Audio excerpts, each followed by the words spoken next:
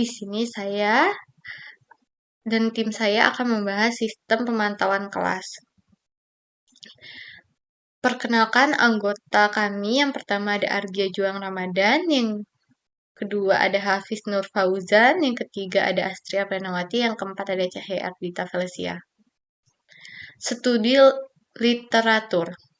IoT dalam pendidikan. IoT adalah teknologi yang menghubungkan perangkat ke internet agar bisa bertukar data dalam dunia pendidikan. IoT membantu menciptakan kelas yang lebih modern dan efisien. Menurut Gubik DKK 2013, teknologi ini berguna untuk mengumpulkan data secara langsung, sehingga pengambilan keputusan bisa lebih cepat dan tepat. Yang kedua, sistem pemantauan kelas. Biasanya pemantauan kelas dilakukan langsung oleh guru, tapi cara ini kurang efektif. Penelitian Kumar dan Sharma 2019 menunjukkan bahwa penggunaan sensor dan kamera bisa memberikan informasi yang lebih akurat tentang aktivitas siswa. Kelas pintar Smart Classroom. Kelas pintar dilengkapi dengan teknologi seperti sensor suhu, sensor gerak, dan kamera. Alat ini bisa membantu mengukur kenyamanan ruang kelas dan mencatat kehadiran siswa secara otomatis.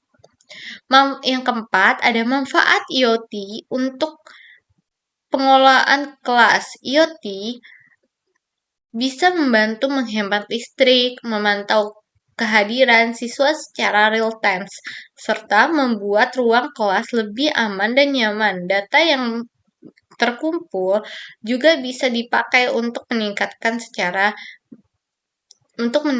cara mengajar. Yang kelima, tentang implementasi. Walaupun menjanjikan, penerapan IoT punya tantangan seperti biaya, keamanan data, dan butuh jaringan internet yang stabil. Tapi, dengan sistem yang baik, teknologi ini bisa jadi solusi untuk pengelolaan kelas masa kini.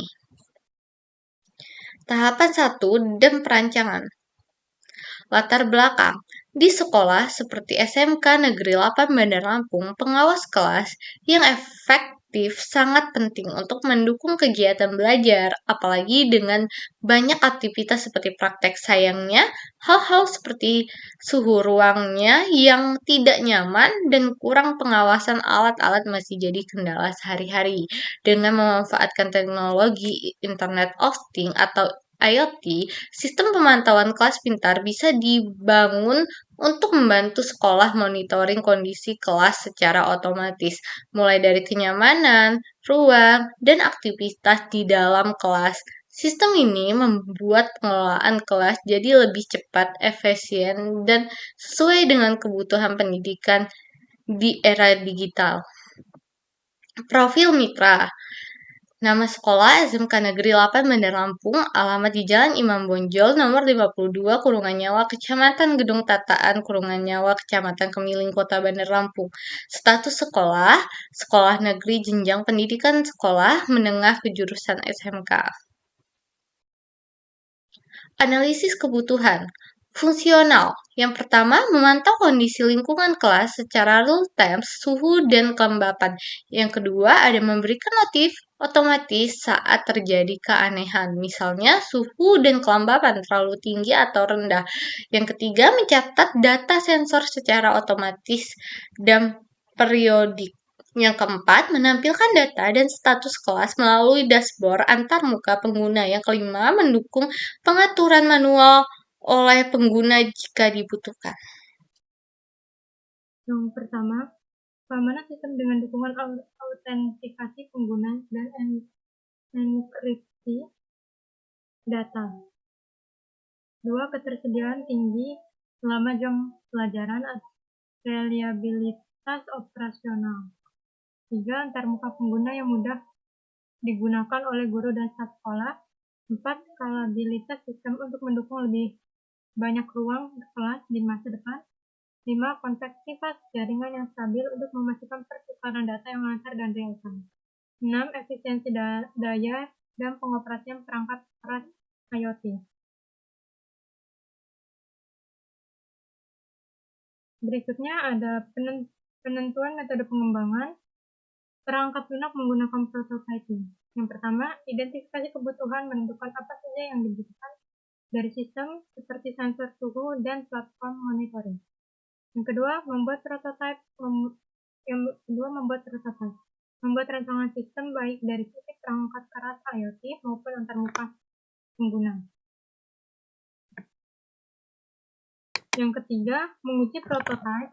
Mitra akan melakukan pengujian prototipe yang memberikan saran pengembangan. Yang keempat, memperbaiki prototipe sesuai dengan masukan dari mitra. Memperbaiki prototipe dengan saran dari mitra.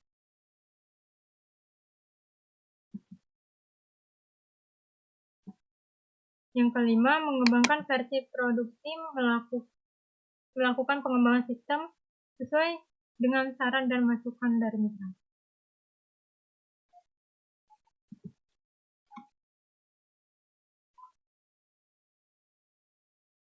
Berikutnya ada pembagian peran anggota.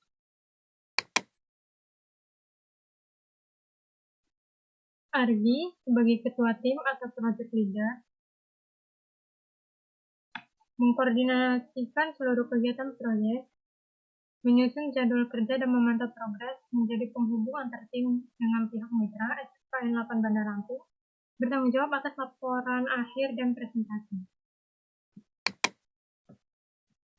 Yang kedua, Hafiz sebagai teknisi IoT atau hardware developer, mendesain dan merakit sistem sensor seperti suhu, gerak, absensi, dan lain-lain. Mengatur integrasi antar perangkat IoT dan melakukan pengujian perangkat dan troubleshooting saat instalasi.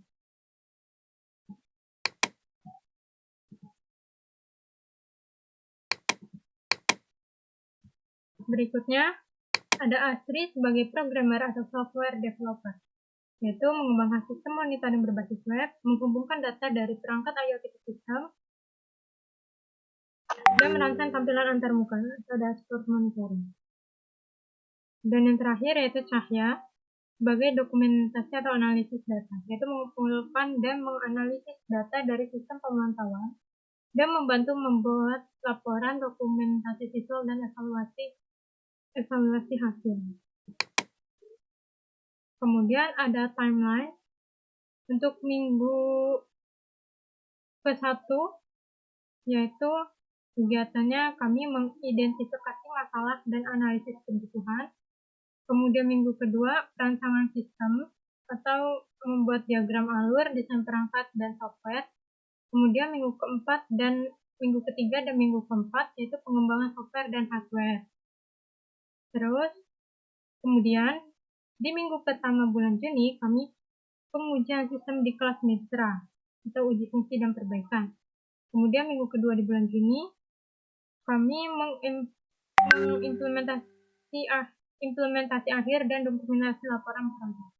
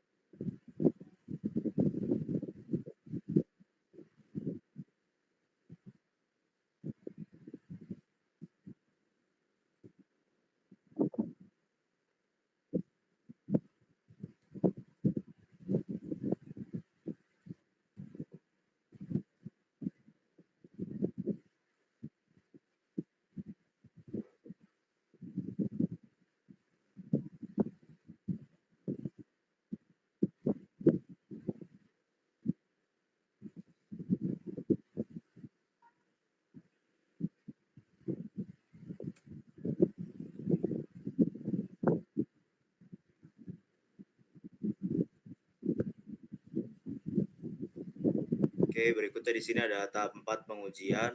Yang pertama di sini ada white box dan juga black box-nya. Kita akan mulai play videonya. Berikut ini adalah video dari white box black box alat yang telah kami rancang. Di sini terlihat ada covernya yang berwarnakan biru, lalu ada sensor DHT dan juga ada LCD I2C-nya. Di situ tertulis temperatur. Sebentar.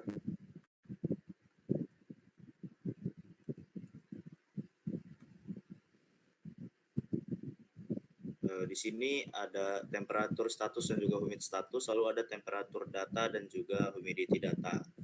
Di situ tertulis temperaturnya tadi di kisaran 30 derajat Celcius dan juga humidity-nya ada di kisaran 69,8%. Selanjutnya di sini ada analisis hasil pengujian. Analisis hasil pengujian menunjukkan fungsionalitas alat bekerja dengan sangat baik. Sensor DHT22 berhasil mengambil data suhu dan juga kelembapan ruang kelas. Kemudian, sensor DHT22 akan mengirimkannya ke ESP32. Setelah ESP32 menerima data, ESP32 akan menampilkan informasi suhu dan juga kelembapan tersebut pada LCD I2C yang telah kami sambungkan dengan ESP32-nya. Oke, mungkin cukup sekian presentasi dari kami. Kami akhiri. Wassalamualaikum warahmatullahi wabarakatuh.